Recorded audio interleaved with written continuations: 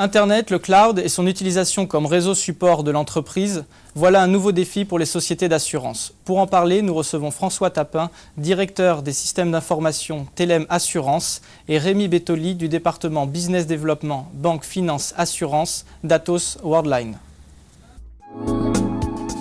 François Tapin, bonjour. Donc Telem Assurance a réfléchi très en amont le positionnement de son système d'information sur Internet. Est-ce que vous pouvez nous expliquer cette démarche ? C'est une démarche générale qui englobe effectivement Internet. Nous essayons de nous préparer toujours suffisamment en amont pour bien profiter des diffusions des nouvelles technologies dans le grand public. Donc c'est valable pour Internet, mais c'est valable aussi pour les systèmes postes de travail, les serveurs. C'est une démarche globale. Rémi Bettoli, on parle beaucoup de cloud. Est-ce que vous pouvez nous expliquer ce que c'est ? Alors effectivement, oui, on en parlait. Le cloud, je dirais qu'il y a deux niveaux. D'abord, c'est très marketing, c'est un peu un buzz aujourd'hui, on échangeait là-dessus. Et en même temps, c'est une vraie réalité. Alors bon, l'aspect buzz, je vais aller très rapidement dessus, mais parce que c'est vrai que dans l'informatique, c'est des pratiques, j'allais dire, qui existaient déjà. On parlait à une certaine époque d'ASP, Application Service Provider. Moi, par exemple, au sein d'Atos, il y a des activités comme l'acquisition des paiements cartes, ou peut-être le développement de sites web, et même avant la télématique, le Minitel, qui existait depuis très longtemps.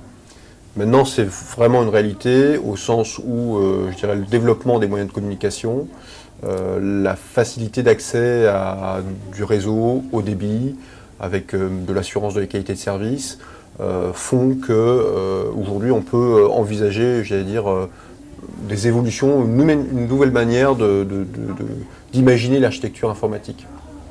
Alors globalement, pour faire la picture très rapide, il y a trois grands métiers. Il y a le software as a service, donc, où un prestataire, un fournisseur va développer et mettre à disposition via le réseau des solutions logicielles. Après, voilà, on a la plateforme as a service qui va être plutôt la mise à disposition, j'allais dire, de moyens, je dirais, de développement informatique pour des équipes qui vont être en charge de design de sites ou de développement d'applications. Et puis les infrastructures as a service, où là l'objectif ça va être de donner des moyens informatiques, des serveurs, des capacités de stockage, des capacités de process.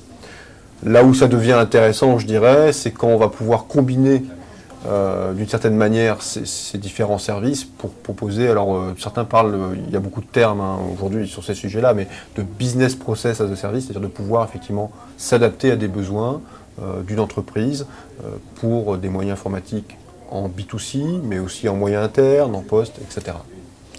Et donc dans cette perspective, comment vous projetez avec Telem dans l'avenir ? Telem ne reniera pas ses valeurs. On a une volonté d'apporter des services à nos clients, nos sociétaires. Dans ce cadre-là, on est souvent amené effectivement à faire appel à des sous-traitants dans le cadre de nos process. Donc, une partie de nos process va être effectuée par un sous-traitant.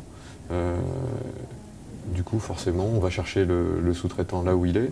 Et il se trouve qu'effectivement aujourd'hui, entre quelqu'un qui apporte le service et quelqu'un qui en a besoin, l'un des moyens les plus simples et les plus diffusés, c'est d'y aller par Internet. Donc on va continuer d'aller chercher des services par Internet. Par ailleurs, on sait aussi que nos clients sont de plus en plus connectés.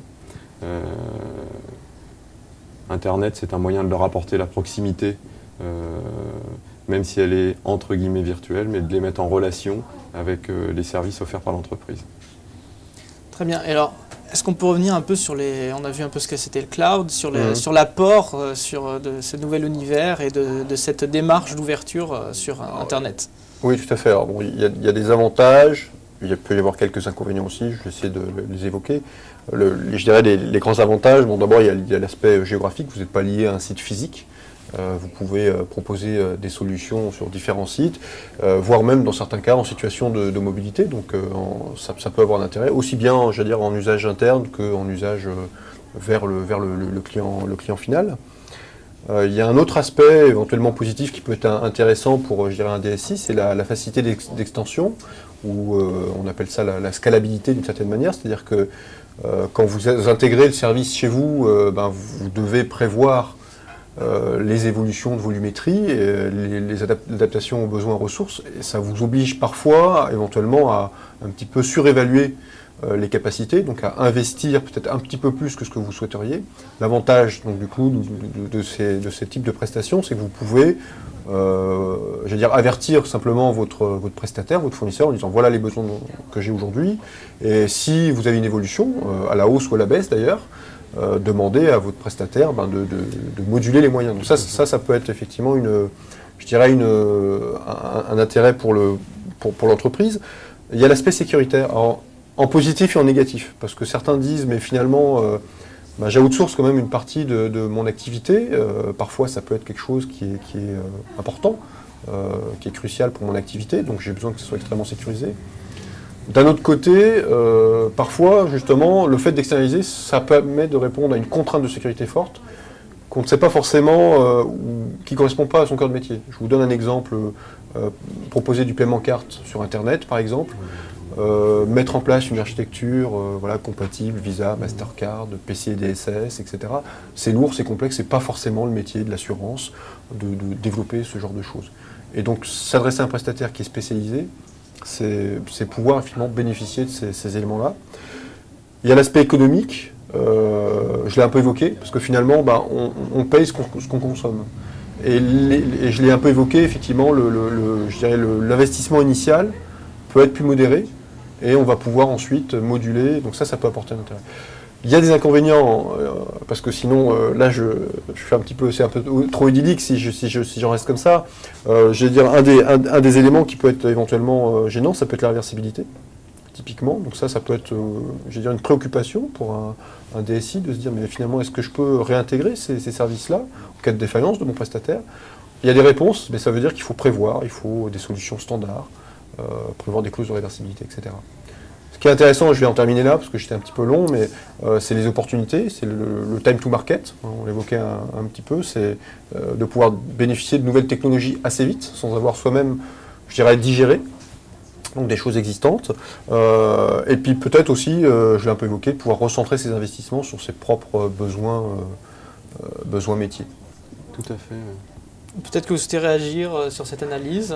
En fait, je pense que le fait d'aller chercher un service auprès de spécialistes qui opèrent pour différentes compagnies, c'est aussi un moyen de rendre l'innovation possible en termes économiques. Le poids mort de démarrage est forcément partagé par les différents investisseurs, les différents clients de ce prestataire de service. Donc, la contrainte, c'est qu'il y a deux aspects. Le premier, c'est qu'il faut que les équipes soient rompues au fait d'aller chercher du service et du savoir ou du savoir-faire à l'extérieur, et puis d'être dans un état d'esprit ouvert et en même temps critique pour apporter la petite touche Telem Assurance qui va faire que le service sera à plus forte valeur ajoutée, donc amener de la valeur ajoutée sur un service existant. L'autre aspect, c'est que ça ne se décrète pas, ça s'organise longtemps à l'avance, tous internautes ou aller chercher des services, avoir la possibilité dans n'importe quel process métier d'aller chercher un service sur Internet nécessite de s'être préparé longtemps à l'avance sur un plan technique, avec les derniers logiciels du marché, parce qu'on sait qu'en général, en termes de sécurité, ils sont mieux protégés, mieux suivis, et puis en termes de philosophie, de travail et d'approche, mais ça je viens d'en parler. Eh bien, je vous remercie pour cet échange et nous nous retrouvons le mois prochain pour un nouvel épisode d'Assure IT.